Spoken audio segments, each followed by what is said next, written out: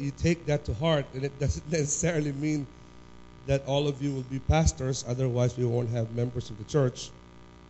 But it does entail some really important things about how we are to be in our homes. To those of you, some of you are thinking it's military theme Sunday. Technically, it is. A lot of us are on military theme. May kanyon pa ako sa harapan. No? Kaya ayaw pumunta ng choir dito, baka tamaan. Baka mag-misfire kasi po si Pastor Raymar yung gumawa ng kanyon. Kaya delikado eh. It'll be there until about next week. Before I go any further, I'd like to invite again two things. One, the men, whether you are single adults or married or what, we want to invite you this coming Saturday at 7 a.m. Alis tayo dito at 7 a.m. All day on Saturday to the Hacienda Bacani in Bulacan. And we will be going there this Saturday. So we want to invite the men to be here, to show up. If you have friends who you would like to invite them to come, let them come and bring them. Hindi na po November 18, obviously tapos na, di ba?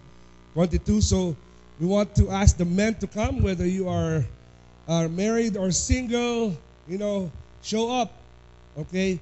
There we will understand about the promises that need to be kept. Ano ba talaga yun? No? Role as men. Mga lalaki, maraming pangako. Ano ba talaga yun? No? This coming Saturday yan, we leave about 7-ish.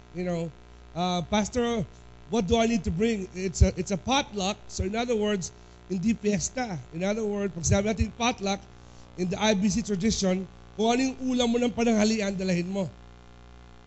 So hindi kinakailangan marami-marami. Some of you are worried, no, dami. No, not really. Just bring what you have, and we will all share in the pot together. Okay? We have some activities set up for that day. Also, if you are going to ride on the carpool, we would like to ask you to bring about 200 pesos to help with the gas of the person there and his, what do you call this? His toll. Pambira itong toll gate na to, tax gate to, hindi toll gate. Itong toll gate, Bulacan lang, I remember when I had to go to Paranaque, pwede nang takbuhin yun eh. Hindi lang Paranaque. 100 halos yung toll gate doon. But either way, bring that. Pag may sobra tayo from those funds, we will use it to buy healthy food. Diba? Mga may healthy food. Okay? So this coming Saturday yon. Alright? There will be a sign-up sheet in the back. So I know this is going to happen. So women, wives, that you know your husband or your son needs to be there, ipirma mo sila dun sa sign-up sheet sa likod. Ang mga lalaki, pag sign up, biglang humihina ang kamay. Nanulupay pa yung kamay. Pastor, na-stroke ako. Wala ka namang high blood eh. Yung nga masakit eh. Okay, sa likod, sign them up at sabi mo, sinay na mo sige, ibayad nyo na. In advance, sayang yung 200. So yun na. So this coming Saturday. Also, next weekend is what? Ano na? It's the couples retreat. Yan. Talagang parang may problema si pagkaka-photoshop ni Boram dyan. Parang may disease ka or something dyan. Okay, Boram has something going on in this Photoshop, but that's supposedly Pastor. Pero yung motions tama. Madalas ko nakikita kay Pablo yun, yung gano'n. Nasa sermonan yun, consistent naman yun. No? Kasi yung tingin ni Pastor Paul na alaskado ako dito. Yun yung tingin. Madalas ko nakikita yan. No? So, ayan. Okay. That's November 28 and 29. Alright? Meron tayong limited slots for that. So if you are already married or engaged to be married, when we say engaged to be married, that means there's an actual person who wants to marry you. And they know it. Malinaw ha? An actual person who wants to marry you, and that person knows it. Okay? Kasi baka iba sa inyo, ako pastor, may akong gusto pakasalan. Alam ba niya yung ayun nga lang ang problema? Hindi po. Okay?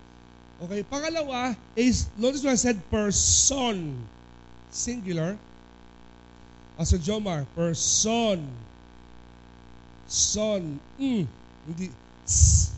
Okay. So before that, okay, yan. Kung kayo si Pastor Raymar, hindi na siya pupunta kasi mamamatay na yun, useless na lang. Sabi ko, life insurance na lang kunin natin doon. Oo, so sabi ko, wag na mag-asawa eh. Sayang lang yung gagastusin sa kasal. Oo. Ipang-boost life insurance, ipang-kawang gawa natin. No? But meron tayong sign-up sheet. Why, Pastor? Because there are only, if I'm not mistaken, about 22 or 23 spots left. No, that's available on the thing.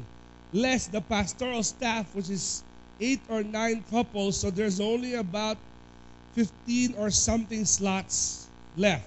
Okay? So if you're coming, I need you to sign there later. Okay? If you're going to confirm coming, we need you to give at least half sana between now and Wednesday para po wala tayong problema sa reservation. Hindi yung pumirma ako dyan eh. Oo nga, pero kung 300 naman tayong pipirma. Okay, so kung sino yung nag-down payment na doon. Okay? Okay, good. Okay na. Okay. So malina, but most of all, this coming Saturday are the men. We want to invite you to be there. For this Saturday, there's a sign-up sheet in the back. Sign up. Okay? Good. Last week, we learned something very important. Last 2 weeks, actually, about God's design for the home. There is a divine design for everything. Right? We live in a society today that design is totally messed with. No? Kung ano ba yung ibig sabihin ng marriage? Sino ba yung pwede ikasal? Anong gender ba yung pwede ikasal?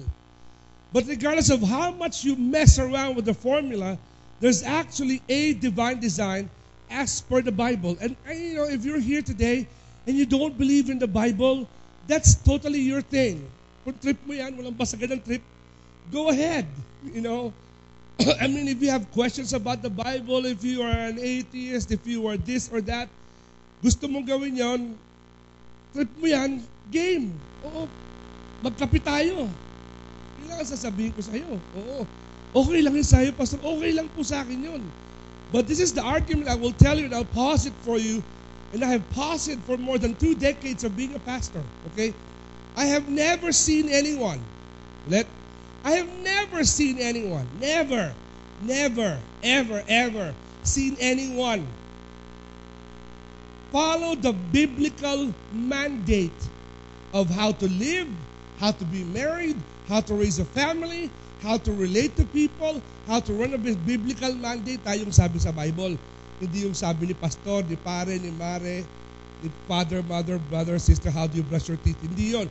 Yung biblical mandate, okay, and their life, and their family, and their relationship go down the tubes. Wala pa. Kahit na ayaw mong maniwala sa Bible, okay, wala pa akong nakikita na sumunod sa biblical mandate on how to live that messed up their life. Pastor, ako may kilala akong kaibigan o pastor o ganito, nagkagulo-gulo. Kasi nga, lumisya tayo sa mandate. Okay? Because everything is consequential. Right? Pastor, paano pag kami pumalpak, tas nag-raise ako ng biblical aspect? Will you learn that today? You came at the right time. Okay? Alright, you came at the right time. You have to understand that these messages are not a sermon, they're from the overflow. I'm learning along with you 20 years later. I'm still learning all the more. Okay? So today's message in particular and next week's message are so they're like almost like twins. So you got to pick them up. Okay? We're going to start off with Psalm 127. Famous verse, set of verses. Okay? If you are single, big OMG, take notes today. Okay? All right? If you're single and you plan to get married one day, all right? You need to listen up. If you are married and have children or plan to have children, you need to listen today and take notes, because I don't want to have to tell you this when you're in trouble already. Okay? All right? If your kids are already grown, make adjustments. Pwede pa. All right? Pwede pa. Psalm 127. Okay? I'm going to be reading starting from verse 1 all the way till the end. When I start reading them, they will look and sound very familiar to you. Okay? So I'm using the NLT version so that it will be unfamiliar to some of you para mag-iba yung tunog, para mapilitan kayong makinig. No? Nasubukan nyo na bang makinig ng English or Tagalog but spoken in a different dialect? Di ba napipilitan kayong makinig? Kunyari may nagsabi, anong pinagkaiba ni Jesus sa ni Jesus? Okay, bigla ka na papakinig. Di ba? Tama? Di ba? Okay. So, ito na. Psalm 127, unless the Lord builds a house, the work of the builders is wasted. Now stop. The writer of this particular psalm is actually traced to Solomon, not David. Solomon, not David. That's interesting. And the reason why is in the King James, he always says vain, vain, vain. Useless, useless. And you'll find an Ecclesiastes, yun din. Familiar kay Solomon yun kasi maraming sinayang si Solomon, no? Alright? Unless the Lord builds a house, the work of the builders is wasted. Unless the Lord protects a city, guarding it with sentries. Sentries are centurions pero hindi Roman. Guarding it with sentries, ano sabi? Will do no good. Continue. It is useless for you to work so hard from early in the morning until late at night, anxiously working for food to eat. For God gives what? Rest to His beloved.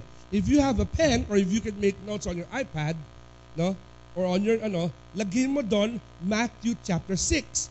Because this verse is highly related to Matthew chapter 6. Verse 33, Pastor, not just that, but almost all of Matthew chapter 6, especially verse 25 hanggang matapos. Important yan. No? Sabi niya, useless daw. Alright? Verse 3. Children are a gift from the Lord. They are a reward from Him. Verse 4. Children born to a young man are like arrows in a warrior's hand. Verse 5. How joyful is it when a man whose quiver is full of them, okay, and he will not be put to shame when he confronts his accusers or his enemies at the gate. Okay? I want you to underline or highlight the word confronts his accusers or confronts his enemies. Important yan mamaya. We understood last week that God's primary design for the home is for the home to be a safe place. Alam natin yon. We learned that already. Pastor, hindi po na absent ako last week. Punta ka doon sa window sa likod, kuha ka ng pahinga mo sa YouTube, nandun yon. Okay? Today, we're going to understand that the home is a source for life lessons. The home is a source for life lessons. Can I say this ahead of time? Uumpisahan ko na.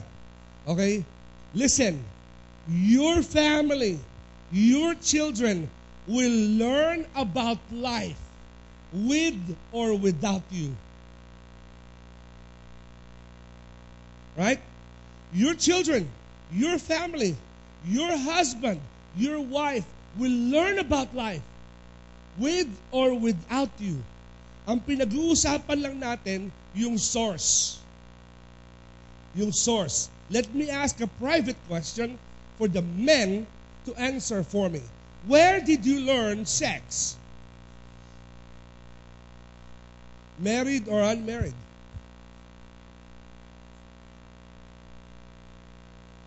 Now, I grew up in the 70s. In the 70s, unfortunately, in the perfection of my home, this is one aspect na hindi na-discuss. I remember on the day that I was to be married. To be married, okay? To be married. Next month, December 14, the day after Clash of the Clans will be our anniversary. Okay? Over 20 years. Of course, alam ko mukha po akong bata, no? Okay. Yung misis ko po legal age na, pero ako po 16 lang. And then, legal na. I remember the day we were gonna get married, I get a knock on my door. Knock on the door. And then, umaga pa to no? Umaga. Nag-aayos-ayos na ako ng konti, pero yung kasal namin gabi. Eh, siyempre, kakasal ka na eh. So, dapat umaga pa lang, magising ka na, di ba? So, nag-aayos-ayos ng gamit ko, ganyan. Get a knock on my door, and lo and behold, it's my dad, you know. The famed Apostle Gavino Tica knocks on my door, right? And he goes, son? I said, yeah, Dad, what's up? So I got to ask you something. I said, okay, Dad, sige po. And he said, hindi niya alam paano gagawin. Kasi, for the first time in my life, I haven't seen. Now, my dad's been arrested, been put in jail, you know, wrongfully. He's suffered 2 strokes. He suffered many things. He's never second-guessed himself except for this one time. Ito yung tatay ko in my room. May tatanong sana ako eh. You're getting married today, right? I said, yes, Dad. Pinagmahan mo yung consent. And, so, handa ka na, no? Aba, siyempre, Dad, kakasal ba ako ng hindi ako handa? Oh. Eh, ang dami, sinasabi, grabe. And finally, I said, Dad, you know, can I help you? I thought he was going to have an emo moment, but that's usually my mother's side. I said, Dad, can I help you? You know, what do you need? Sabi niya, and he goes to me, and I appreciate the gesture. And he says, anak, kakasal ka na today. Okay, Dad. Mamayang gabi, honeymoon muna. Opo, Dad. Alam mo na ba kung doon pa lang, sabi ko na, Dad, nasaan kayo ng 12 years old ako? Diyos ko naman. Although in my house, hindi naman siya bawal pag-usapan. Kaya lang, it's not something people, you know, talk about, you know, a lot and discuss. Not naman, you know. 23 anyos na ako, Dad. You know, sabi niya, sa bagay. So, alam mo na. Alam mo na. O, sige. Galingan mo. Sabi niya sa bagay. Okay, so I mean, you know, I was raised in the 70s, and to those of you who was raised in the 70s, you can identify, all right? It was one of the hardest things to talk about in the home, okay? But you got to understand, your family, my family, I still have kids. My youngest one is 4, okay?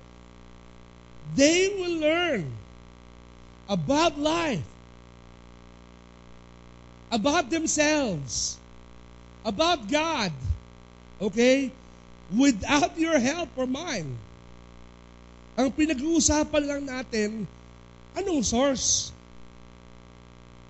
Okay? And by biblical mandate, you better be that source. You better put it in your heart and in your mind, as difficult as it is, that you will be that source. And you better be praying. Some of you are planning to have kids. Josh is planning to have 8. Kasi dalawa lang sila magkapatid, babawi to. No, I mean, y'all gotta start thinking and planning. Ano ba to? There's no such thing as, you know, preparing enough for it, but yeah. Kung kayo po ay lolo at lola, you're gonna have to, you know, be planning.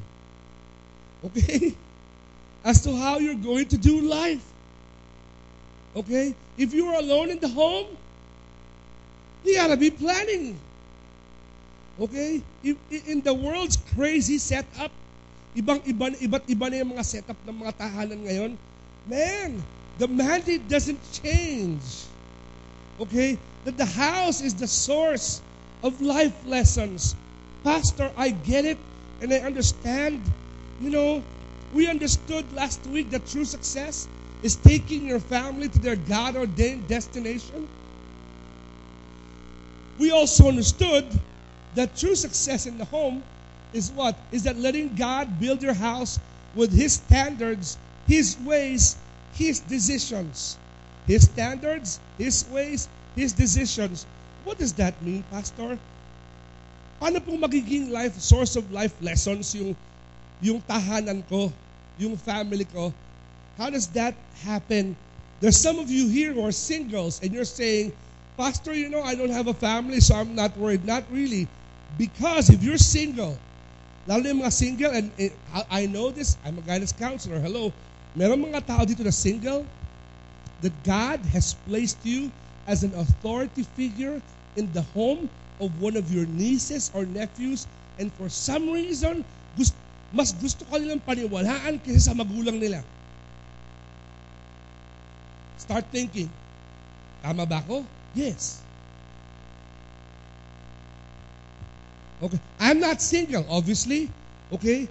But when it comes to certain issues, may pamangkin ako doon sa kabilang kali. Okay? Na madalas na mapagkamalang anak ko, si EJ, that he will ask me. Okay?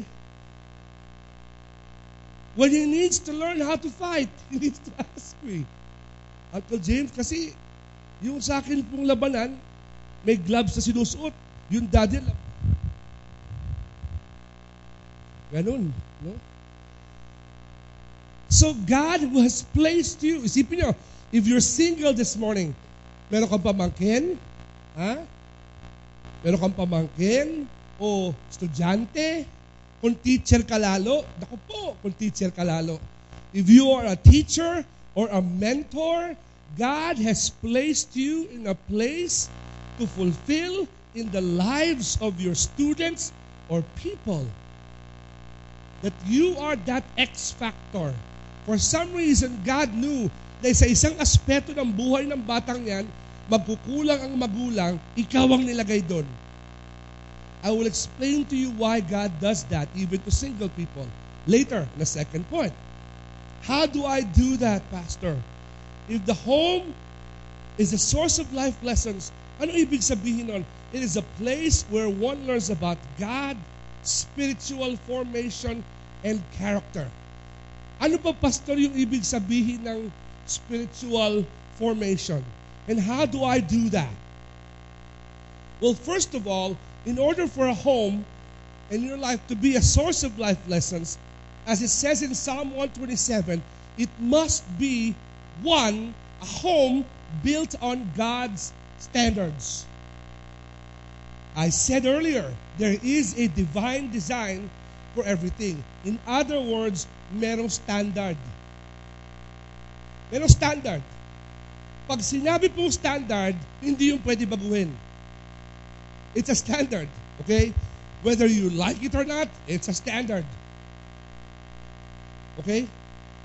To those of you who are in the professional careers, you know when something is substandard. Tama? Okay?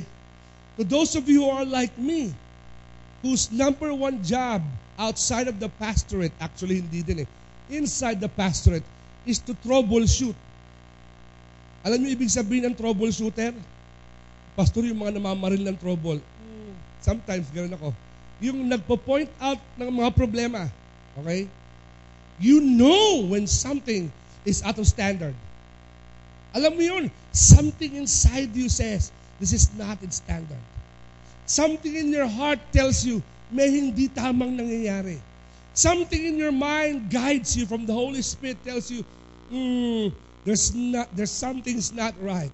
If you're a parent and you're trying to be as close to God as possible, yung anak mo nakangiti o yung asawa mo nakangiti, but something tells you something's not okay. Listen to that.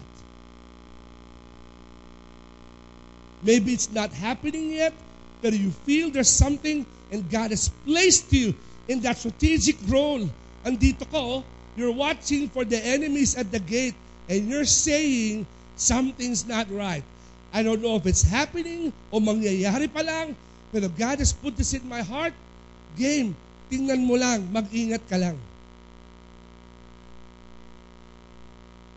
You know, the other day my wife and I were laying in bed. And she said, babe, alam mo? And she starts to tell me about certain fears in her heart and tells me about me. And you know what I said? I didn't say, kung naman, ano mo iniisip mo? Kasi wala naman akong ginagawa talaga.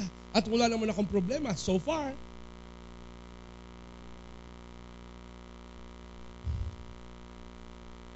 But you know what it did?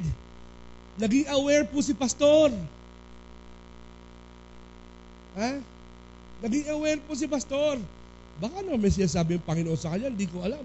Pakinggan ko nga muna. Pati tuloy ako napapanalangin, Lord, may pinapakita ka sa misis ko, may nararamdaman siya, ipanalangin ko na po.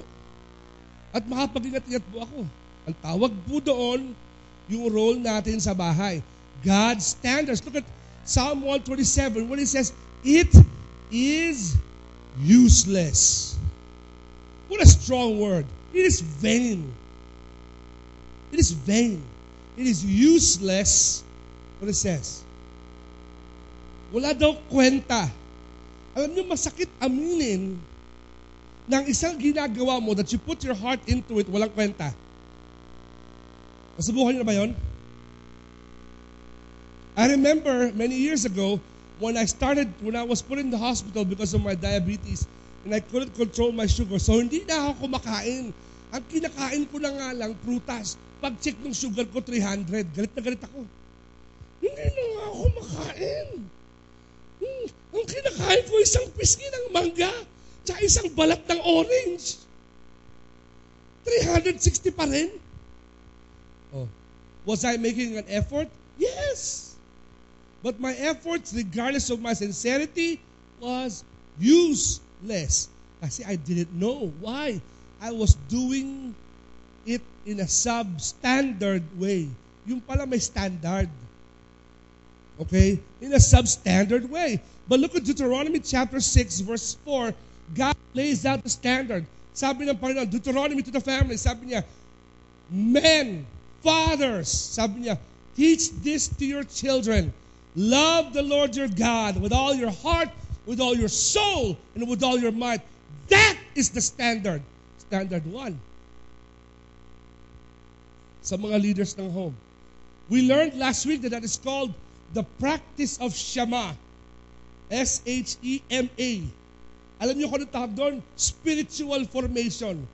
Bakit, Pastor? When you love the Lord your God with all your heart, you're teaching your child, no one else comes to the same level as God. Kahit tao yan, girlfriend yan, bagay yan. Love the Lord your God with all your heart. Then it says, with all your soul. In other words, your worship. Wala kang dapat unahin sa spiritual life mo in worship other than God. Una yun. And then it says, with all your might. Ibig sabihin, with what you do with your hands. Dapat si God muna ang mauuna sa lahat ng bagay. The practice of Shema. Alam mo pag ginagawa mo sa mga anak mo, ginagawa mo siyang spiritual formation. Problema sa atin, sama na ako mga magulang, sometimes we're so concerned na mataas ang grade, maabot yung ambisyon, makatapos ng pag-aaral, walang spiritual formation. Tignan yung gobyerno natin, ang daming Kristyanan, nagbago ba yung bansa natin? Hindi nagbago. Bakit? Yung mga taong yun, walang spiritual formation. Never in the history of this country has there been ganito karaming malalaking simbahan kasama na church natin, kahit sa tingin ko hindi malaki. Never has it been nagkaroon tayo ng ganito karaming spiritual movements. E12, G12, D12, 12-12, Snow White and the 12 Dwarfs. Nanganak na eh. Lahat ng 12 pinatulan natin eh. Maya't maya, may seminar. Hindi pa nangyayari sa bansa natin ito, mga kapatid. Grabe. Dami. Ang dami nating senador. Nag-aatin ng church. Tumatakbo sa office. May batas na dapat ka, hindi ka pwedeng pahindian magturo sa public school. Mga estudyante po natin tuturo sa mga public school ng values. Can you imagine that? Kahit nung kalayaan sa panahon ni Marcos, di nangyari yan. Mandato ng gobyerno via President Fidel Ramos, the only Christian president at that time and still in our history, na lahat ng government offices pwedeng magtayo ng Bible study. In fact, dapat lahat ng fiscal at judges offices, hindi sila pwedeng pahindi magtayo ng Bible study. Never! magkakaroon ng ganyan, except this time. But look at where we are. Look at where we are. Ano ang problema? May tawag sa secular society dyan walang breeding. Walang breeding. Ano ibig sabihin ng walang breeding? Yung mga namamalengke dito, you always hear that. Mamalik sa mga chika-chika. Ano ibig sabihin ng walang breeding? Ano ibig sabihin nun? Tell me, ladies, mga ladies. Hindi ko yan. What is walang breeding? Ngayon walang gusto umamin. Ano yun? Hindi ko alam yun Ano? Ano ibig sabihin ng walang breeding? Ano? Ba't alam mo? Breeding, hindi breeding. Palibasa, Ate Joy, ano yung walang breeding? Walang pinag-aralan. Hindi minold ng tama. Sa mga manakatatanda, walang delikadesa. Sabi ng matanda, ayun pala yung in English lang, breeding is delikadesa. Mga lola ko, lolo. Di ba? Sa mga 80s born, walang etiketa ang tawag doon. Tama? Pare-pareho lang yun kahit saan mo ilagay. Sa mga 50s born, walang modo ang tawag doon. Okay? In the crazy 60s, walang letter H Huwag na lang. Okay? Nahihiya ako. Okay, so alam niyo na kung ano ibig sabihin doon, di ba? Pareho lang yun.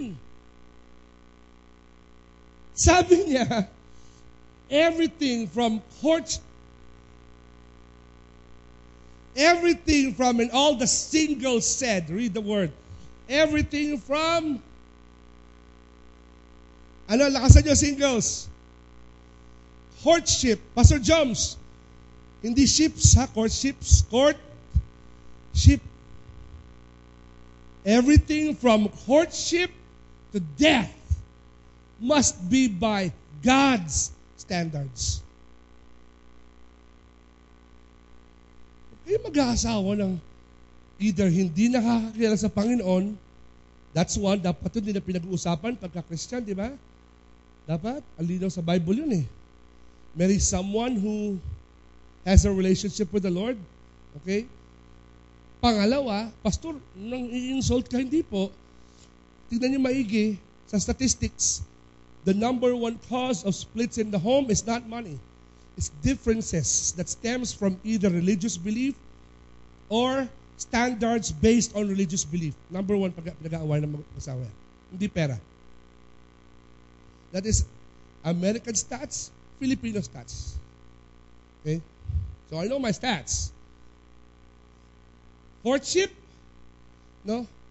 Sabi niya pastor, yung aking girlfriend or boyfriend ay Christian.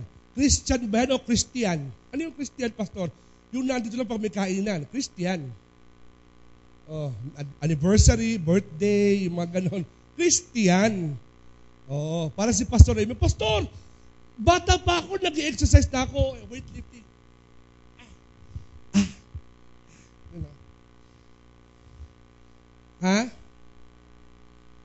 Lalo na sa mga kababaihan, singles, sa sidetrack lang ako kasi yung mga singles, walang dala Pwede ba, ang hanapin nyo, hindi yung Kristiyano.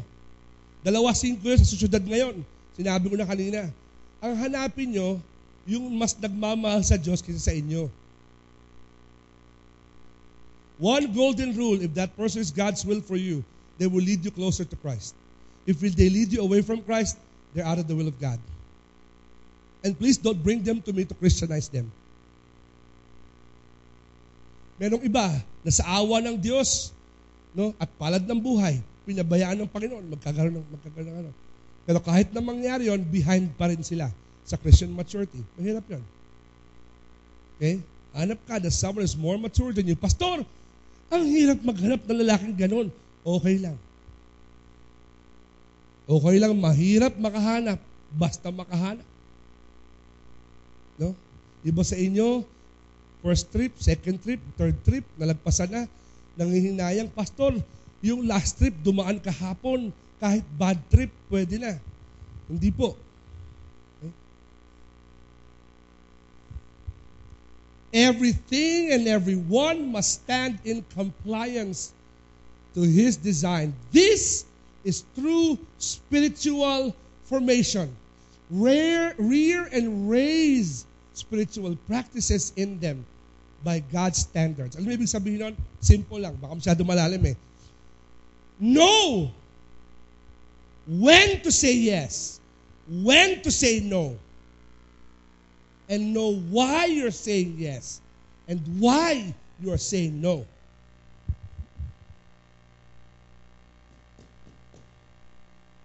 Know when to say yes, when to say no, why you should say yes, why you are saying no. Maraming mga magulang dito, palibhasa, natatakot kayo na magrebelde ang anak ninyo, ayaw niyong pahindian. Huwag kayo magkalala. Uuhan mo ng uuhan, magre-rebelde din yan.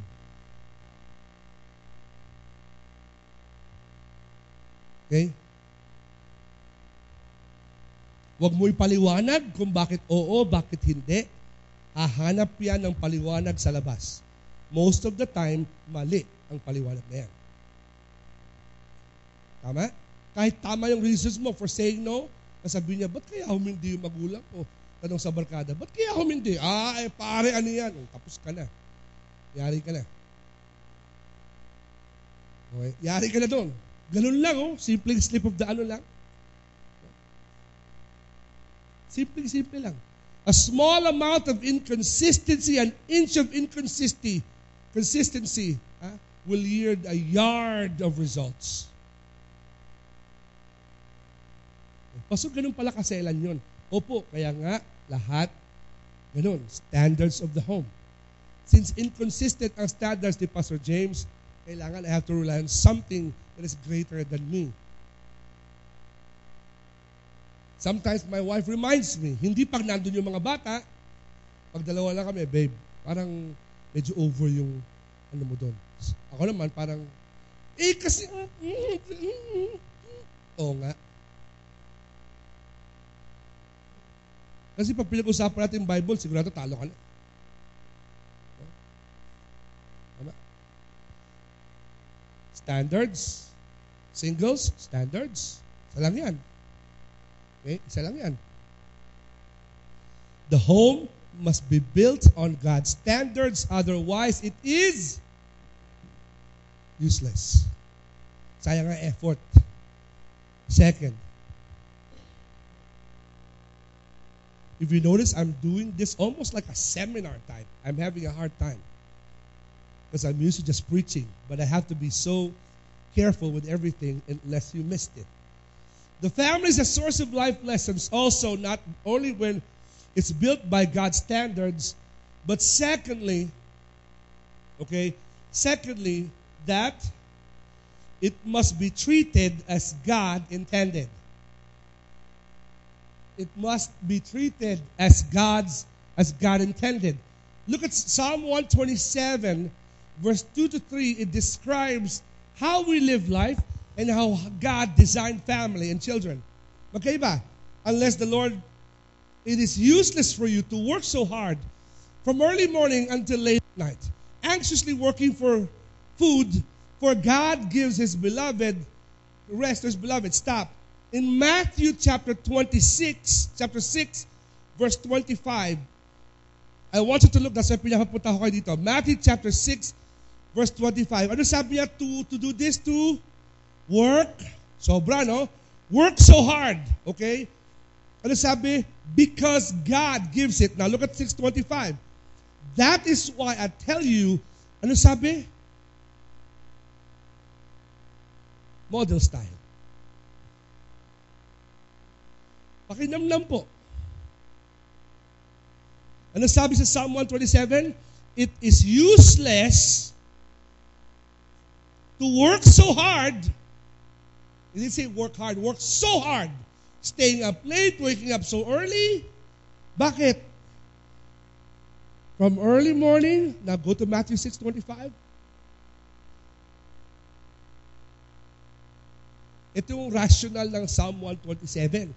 It's interesting because Matthew 6:25 hanggang 33, pag matapos, was written more than 1,000 years after, without a direct quote from Scripture. Look at what it says, Matthew 6:29. That is why I tell you not to worry about everyday life, whether you have enough food and drink or enough clothes to wear. Isn't life more than food and your body more than clothing? Verse 26. Look at the birds. They don't what? Plant, harvest, store food in barns, for your heavenly Father feeds them. Are you not far more valuable to Him than they are? Verse 27. Can all your worries add to a single moment in your life? Verse 28. And why worry about clothing? And the lilies of the field, how they grow, they don't work or they don't make their own clothing. Verse 20. Yet Solomon in all his glory is not dressed like one of these. Verse 30. And if God cares so wonderfully for wildflowers that are here today and thrown into the fire tomorrow, will He will certainly care for you. Pastor, ibig sabihin, if you go back to Psalm 127, notice merong comparison na ginagawa si Solomon. Ang sinasabi niya ito, ang sinasabi niya, it is useless to work so hard for material things because based on Matthew 6:25, God will give it anyway.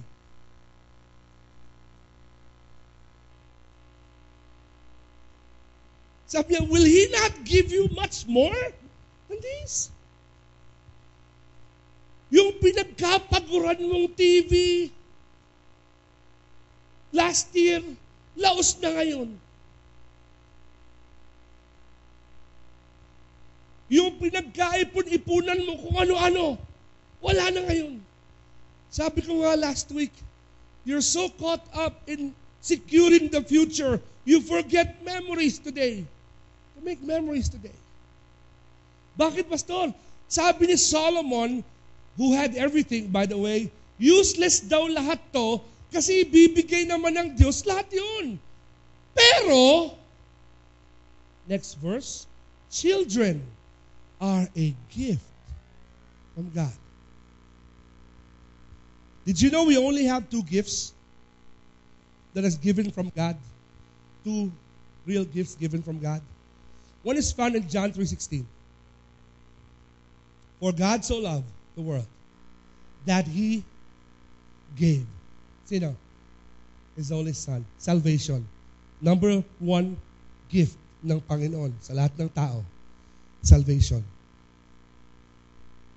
Kaligtasan. Buhay na walang hanggan. At ang pangalawang regalo ay ang mga anak. Dalawa lang. Hanapin mo sa Bible mo. Dalawa lang. Dalawa lang po ang regalo ng Diyos sa atin ng mga tao. Ang una ay kaligtasan, John 3:16. Ang pangalawa ay pamilya, Psalm 127. Dalawa lang. Trabaho, hindi regalo ng Diyos yan. Pantugon lang. Eh, ang problema sa atin, mas tinatrato nating regalo ang trabaho sa pamilya. Pastor, naninira ka? Hindi po, mag-isip ka. Anong mas mahalaga sa'yo? Hindi, Pastor, para sa kanila naman to eh. Naintindihan ko yan. Ako din. Meron din naman kaming, pinaghahandaan. Hindi nga mo ba? Pero kailangan po gumuhit tayo ng linya kung saan titigil ito.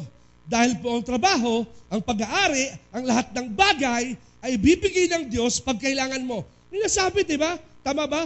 Pareho ba tayo ng binasa? Did we read the same verse? Yes, we did. Yes, we did. But what are gifts from the Lord? Hindi nga gift eh. Heritage. Pamana. I'll tell you the reason why they are pamana later. On my third point. Ano ibig sabihin ng pastor? Notice what it says in Ephesians 6:4. Fathers, do not provoke your children to hate or to wrath, but nurture them. Nurture them in the respect and design of the Lord. I love the way it's written in NLT, Ephesians chapter 6, verse 4. And I want you to look at that. In Ephesians chapter 6, verse 4, it says, Fathers, do not provoke your children to anger by the way you treat them. Rather, what? Ano sabi word? Bring them up with the discipline. May discipline pala. Alam mo, discipline, again, spiritual formation. When to say yes, when to say no, why you should say yes, why you should say no. Raise them up in the discipline and instruction.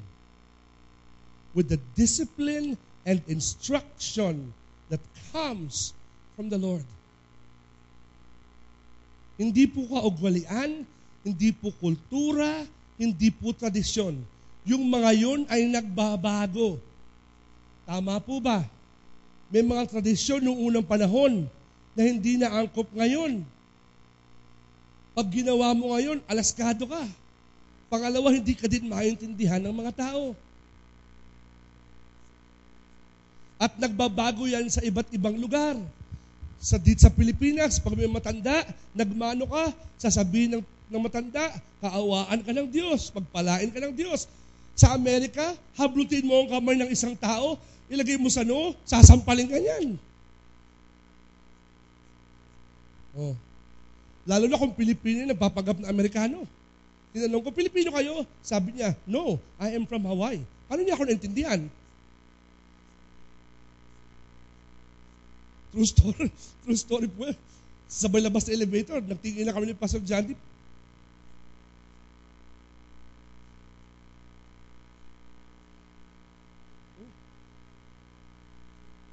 But rather, bring them up in the discipline. Okay? Mga magulang, isang suggestion lang, okay? Ito pong buto sa likod na ito, hindi po yan para kayo tumayo laang. Ito po para kayo manindigan. Have a bit of a backbone. Come on. Kasi pastor, hindi naman ako perfecto. Tama, tapos gumagawa ka na isang ganun din. Kung nagkamali ka, gawin mo example sa sarili mo, nagkamali na ako dyan, ka na umulit. Alam ko na yan. Sumablay na ako dyan, maawa ka sa sarili mo, ayaw mo yan. Tapos na, di ba? Ang problema kasi, yung mga iba dito, mga ibang tatay dito masyado mayabang. Ayaw manaway ng anak kasi sila nagkamali din. In other words, that's not really what they're saying. They're not saying, I can't say that to my child because I am imperfect. No, they just hate admitting they're imperfect. Kasi bumabalik sa mukha nila. Alam mo, gawin mo, pabalikin mo sa mukha mo kasi pag nakapin ka na sa mukha mo, wala na ituturo. Tama? Anak, maniwala ka. Sabi ni Drew, nagkabuluto. Dad, nagkabuluto. Ang kati ng mukha ko. Sabi ko, anak, huwag mong kamutin ang bulutong. Bakit? Kita mo itong butas na to? Itong butas na to? Tuhulmahan ang bulitas na to? Opo, Daddy. Huwag mo lang galawin. Markado na yan. Opo, hindi ginalaw. Tama? Huwag po tayong mahiyang magpakita ng butas ng mga bulutong na pagkakamali sa buhay natin. Pagkakamali mo yan, lesson sa kanila yan. Paano nila gawin?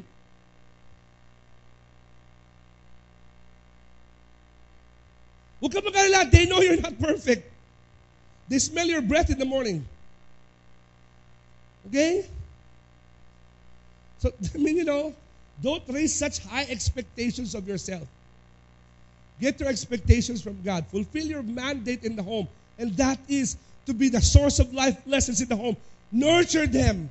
Be what? Confirm their value in God. Huh? Tell your children what God can do with them. One of the saddest things I heard again, unfortunately, this past week. It was from a family with several children. And this young man, I can tell that God had great plans for this young man. The sad part is, he was always led to believe in their family na hindi siya yung aasahan ng pamilya na makatapos ng pag-aaral. Na mas may potential yung isa kaysa sa kanya. Gusto kong tampalin yung mga magulang. Ano ka, pastor? Physical ka, no? Physical po ako.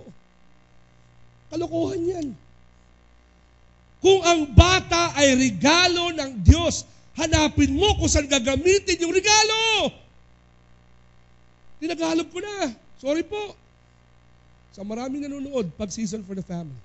If that child is a gift from God, find their usefulness in God. Don't tell them, pwede kang maging presidente ng Pilipinas. Kung sa tingin mo naman, una, hindi siya tinawag doon. Pangalawa, hindi siya pwede maging presidente. Pero kagamit-gamit siya sa ibang bagay ng Panginoon. Bakit? Kasi bigay yan ng Panginoon. Simple lang, guys. Not hard.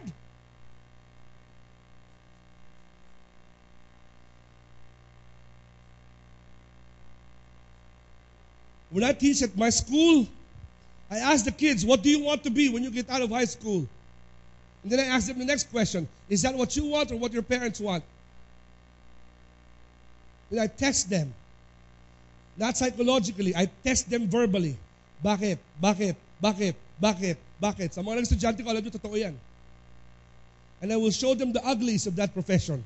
If it's still yes, it's a good sign, that's probably it. Otherwise, lipat ka na iba, walang problema.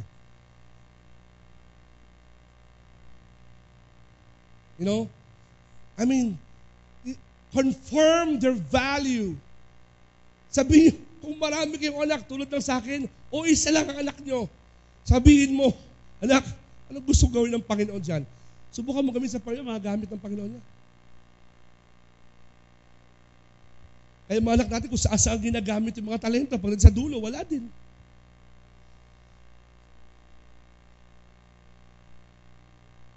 Sabi ko na, wala akong amen doon. Be the authority of all important information. Be the authority of, bakit pastor? Notice what it says. Ano sabi? Raise them up, bring them up in the discipline and learning of the Lord. In other words, lahat ng dapat matutunan sa buhay na mahalaga, dapat sa iyo manggaling. Saka na yung paano magprito ng itlog. Saka na yung paano gumawa ng cake. Saka na yung paano magganito o gumawa ng aeroplano. Importante lahat yun. Okay? But all valid information, yung information na natili sa'yo, find it in the Word of God and explain that to them. Bakit? Kasi paglabas niyan sa eskwelahan, bubulungan niyan ng iba.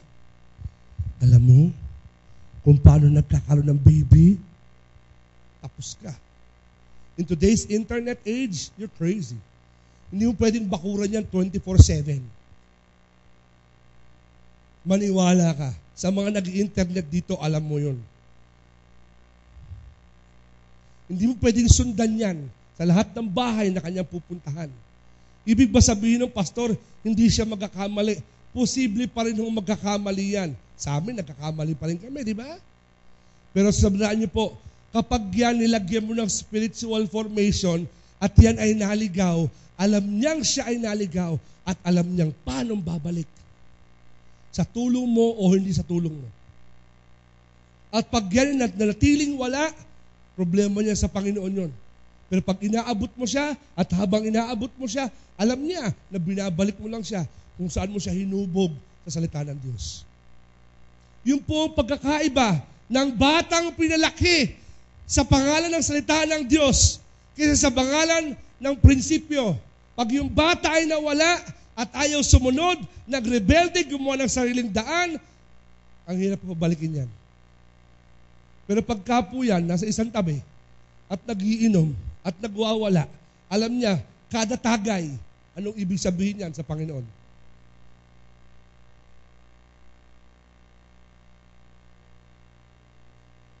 Bakit mo alam yun, pastor?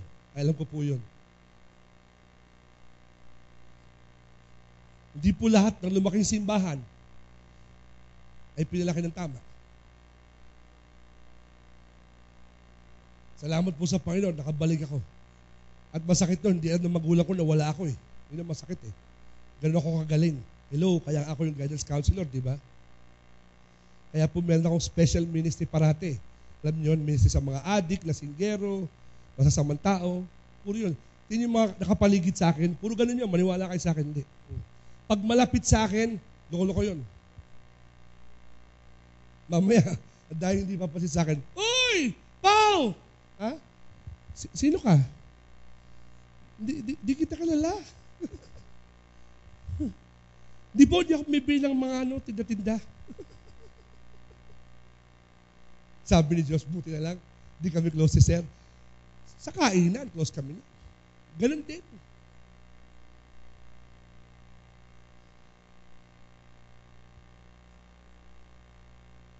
Let me round it up. Notice what it says.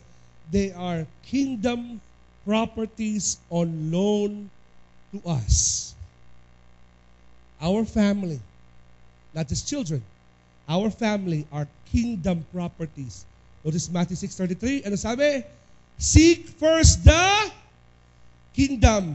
Ito, masaklap. Pero ulitan. Masakit to. Ang trabaho mo ba ay kingdom? Dalawa lang ang gift. Remember? Ano yung una? Salvation. Pangalawa, children, family. Is your job kingdom property? No, it's not. It might be a blessing, but it's not kingdom. Tama? Is your education kingdom property? No, it's a blessing. Sabi ng book of James, it's a blessing, but it's not kingdom. Is your career kingdom property? Important yan, blessing yan. Tool yan, ginagamit ni Lord yan. Pero hindi yan kingdom. Ibig sabihin, ang Matthew 6:33 is to seek God first in salvation and put Him first and then put your family first. Kasi kingdom yun.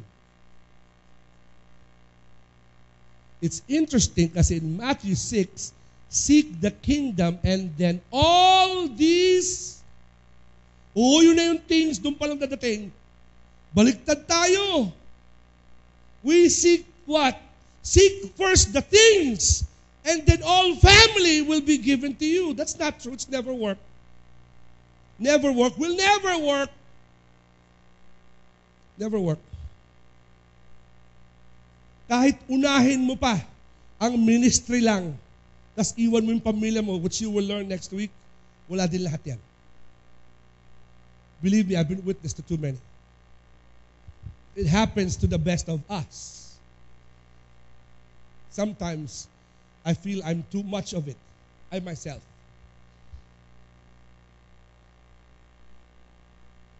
That's why some of you sometimes can't contact me. But my phone is on all the time, and I'll answer you later in the day. Because I'm probably with family. My children know when I'm spending time with my wife. Isa araw, Dad, nasan ka? Sabi ko, bakit? Kasi may tatanong ako, mamaya na. Nasaan ka ba? Sabi ni Drew, nasa sinihan, katabi mo, ay okay. No push the issue. But they also know, Sunday morning, huwag kayong makulit. Either nagpe-pray ako, nag-aaral ako, nagbabasa ako, nagagawa ko PowerPoint ko, huwag kayong makulit. Bawal mo paggamit sa devil ng Sunday morning. Yung devil, kapatid ni Satan. Okay? Lastly, ito yung rounding up nun. The family as a source of lessons must be prepared to meet its enemies. Notice what it says in Psalm 127. Sa mga magulang na nandito, masakit to pero totoo. Okay, I'm gonna point out to you something. Psalm 127, at ilagay mo yung children are a gift from the Lord, they are a reward from Him, verse 4. Like born to a young man, they're like arrows in a warrior's hand, verse 5. How joyful is the man whose quiver is full of them, and he will not be put to shame when. Sa akin po, bilang magulang, ito yung pinaka nakakatakot sa verse na to. Pero totoo. when. Solomon didn't say, if your family will have enemies. He did not say, maybe they will have enemies. He did not say, it's possible that you will have enemies in your home. No, it says, when. Ibig po sabihin nun na ang lahat ng pamilya ay magkakaroon ng kalaban. Hindi po yan yung kapitbahay mong chismosa. Hindi po yan yung in-laws mong pakialamero at pakialamera. Hindi po yun. May sinabi sa Bible tungkol sa enemy. Sabi ni Jesus, sabi niya, the enemy comes to what? Steal? He wants to steal from you. What does he want to steal? There's only two gifts, right? Yung salvation, di niya pwede nakawin. Once you have that in the Lord, di na pwede bawiin yon. Pero yung gifts,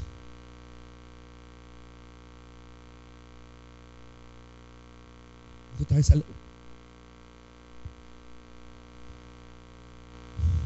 Huh? We're gonna preach and live life. Kasi sabi niya, when he meets with the enemies at the gate. Alam niyo po, tayong mga family authorities are the gatekeepers and watchmen of the home. Yung nasabi sa Psalm 127, the watchman wakes up, but it's useless. We are gatekeepers and watchmen in the home. That's why we have to nurture them properly. That's why we have to build it by God's standards. Because one day, soon, too soon, we will meet with the enemy at the gate. Not if, not probably, not possibly, but when we meet with the enemy at the gate. Yung put to shame, hindi po yun kahihiyan, kundi put to regret. Pagsisisi.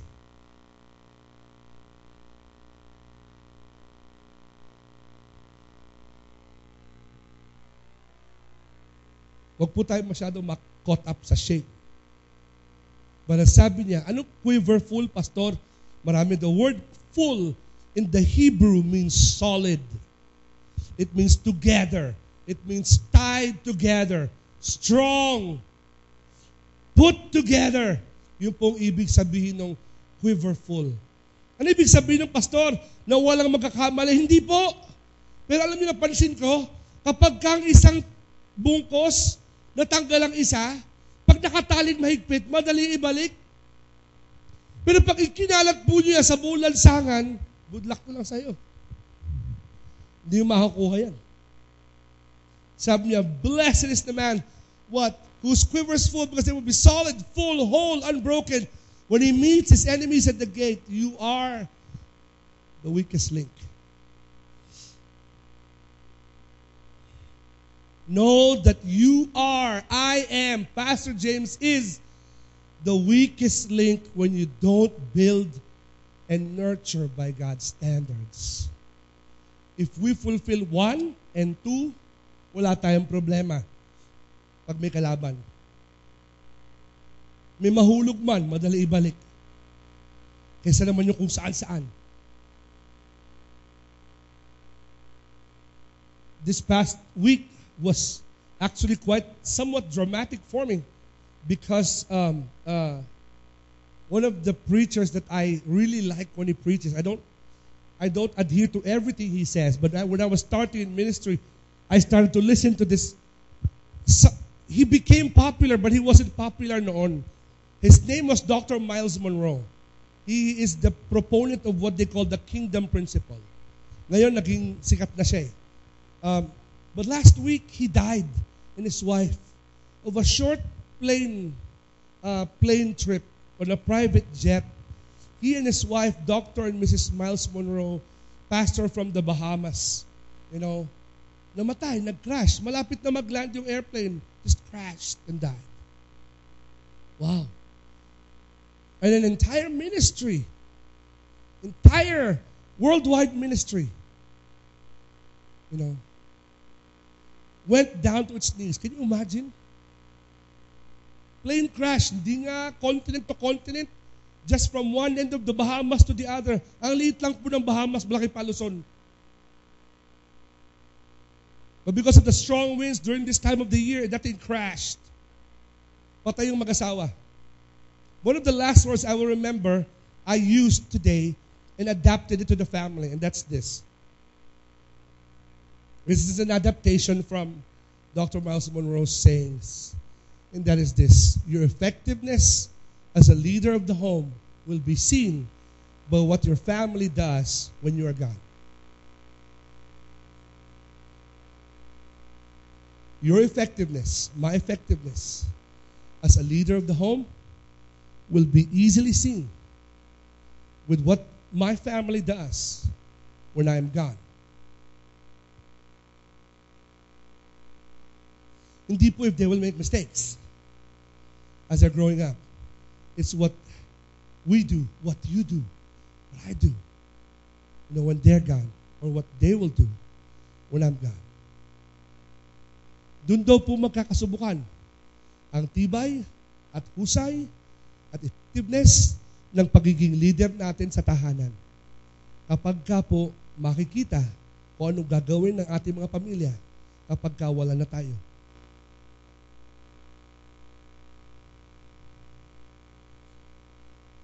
A few days after he died, about a week after he died, the entire family was in mourning. The church was in mourning. Churches all over the world was in mourning. Kagulo-gulo lahat. Biglaan, plane crash. Dr. Miles Monroe died. Kala ko heart attack. Pagtingin ko, sunog, totally burnt yung plane. No? And then about a week later or so, tumayo yung anak niya. And stood up, preached his message, and took over the pastorate. It was just last week. Will they miss him? Of course they will. I don't know if he's ever going to be compared. When Dr. Jerry Falwell, one of my, other than my father, modern heroes of my day, died a few years ago, about 2 years ago, everybody wondered what happened. Anong mangyayari? Died of a massive stroke, just like that died. Right after he died, a month or so after he died, Jerry Falwell Jr. and the other one split. One became the president of the Great Liberty University, and one became the pastor of Thomas Road Baptist Church in Virginia. 2 years later, I think it's been 2 years since he died, the ministry's going on and larger than ever.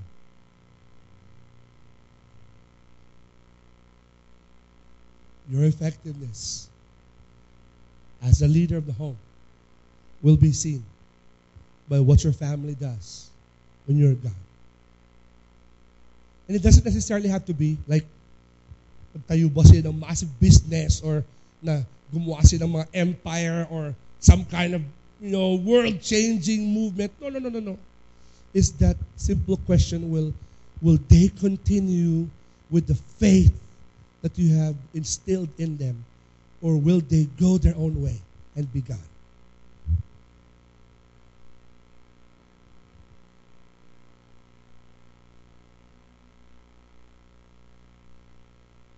Yung pinag-uusapan natin dito. I have belabored this point, spoken long this morning. I just so needed you to hear that and know that today. The type of mga magulang need to get before the feet of the Lord and say, God, make me the father or the mother or the grandparents of these kids that are growing up, and help me to impact them for you. If you still have children in the home, whether they be adults already or not, God, Help me to impact them while they're with me.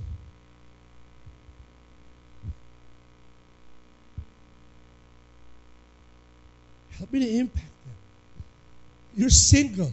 You're building your life, planning on the future. You know the standards. Let it be done now. Don't worry about it.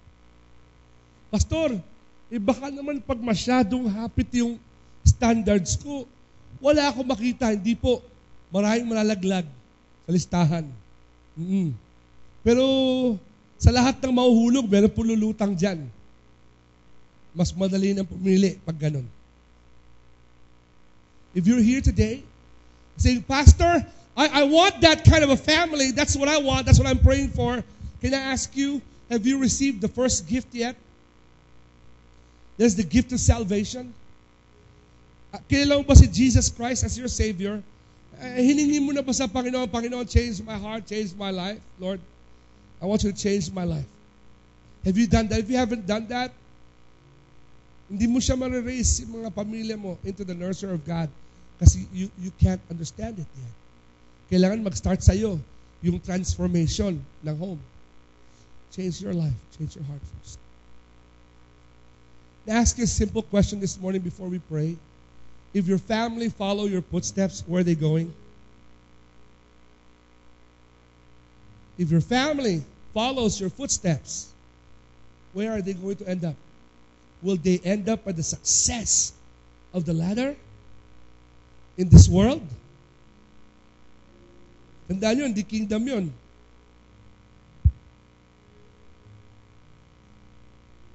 Simple question this morning. Heavenly Father, as we pray today, teach us to be couples, singles, single parents, young adults who will chase after you,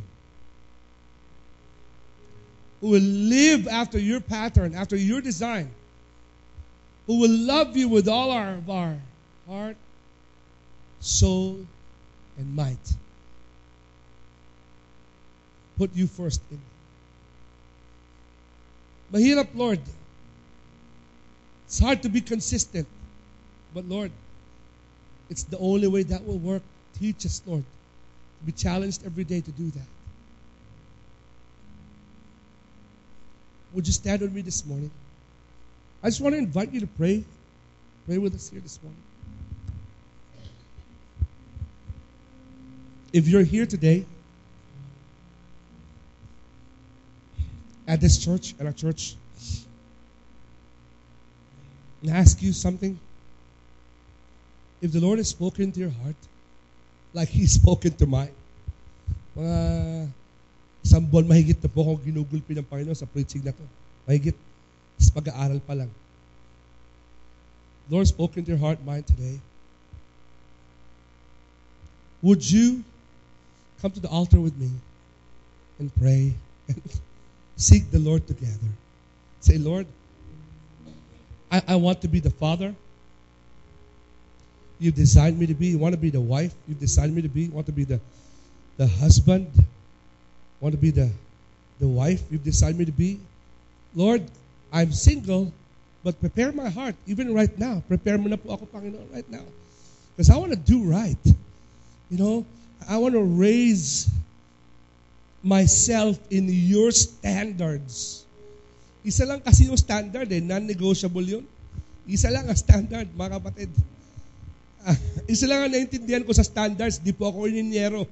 Pero sa mga ininyero nandito, sa mga nasa mga engineers and architects and regardless of what area of engineering you are in, okay, hindi mo pwedeng sirain yung standard and expect a good outcome. It's always going to be bad.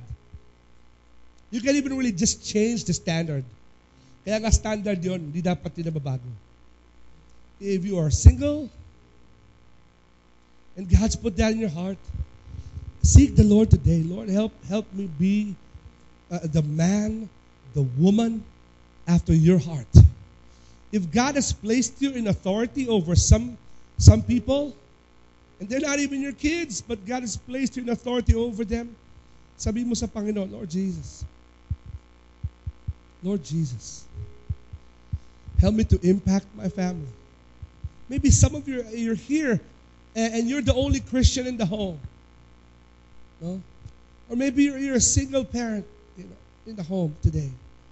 You're going to need help, but it's not impossible. Stop the pity party. Okay? Kasi we can't waste that much time. Alam niyo yun? If your husband is abroad, if your wife is abroad, or what, for some reason you're raising your family alone, wala kang time na mag-pity party o maawa sa sarili mo o sa situation mo. Bakit, Pastor? Bawat oras po niya yung kasayangan. Pag dumating ang enemy at the gate, he will steal, he will kill, he will destroy. You need to be prepared. Say, Lord Jesus, help me to be prepared. You have placed me as a point of influence in the lives of people. Nilagay mo ko as a point of influence in the life of people. Help me, Lord, to be the influence I need to be. Maybe you're here and you've made mistakes. I'm not going to justify your mistakes. But I'm going to ask you to seek the Lord and understand why it happened and why it should not happen again. Ganun lang siya kasimple actually. It's not really that hard. If you're here today, you understood may dalawang gift. You want to do the second gift, and that is to impact your family. But you've not done the first gift, which is to receive salvation from the Lord. Would you pray this prayer? Sabi mo, Lord Jesus, kilala mo po yung heart ko. I'm a religious person. I'm a God-loving person. But Lord, hindi pa po kita pinagkakatiwalaan ng buhay ko. I've never trusted you with my life. I've never trusted you, Lord, to change my life. Di pa po ako nagtitiwala at tumatawag sa iyo na baguhin ang buhay ko. Patawarin mo ako, Panginoon, sa pride na yon. Patawarin mo po ako, Panginoon, sa sins na yon. Lord, change my life and change my heart today. Change my heart and life today. Begin the transformation with me. My friend, the Bible says if you prayed that simple prayer, then a relationship has been established between you and the Lord. Would you just seek the Lord in that area and say, Lord Jesus, this is what I desire from you. My friend, as we come here today, I pray that you, all of us, would realize who we are in the Lord and understand that we are the agents of transformation in our home. And in order to be that, we not only need to be a safe place, we also really need to be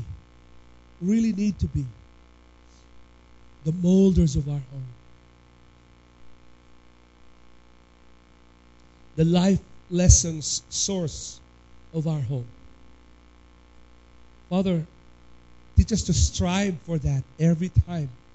Because when the enemy comes, we will stand strong together. If one falls, then we can pick them up and we can raise them up together. Lord, teach us that today. That will be our challenge today. In your name, amen.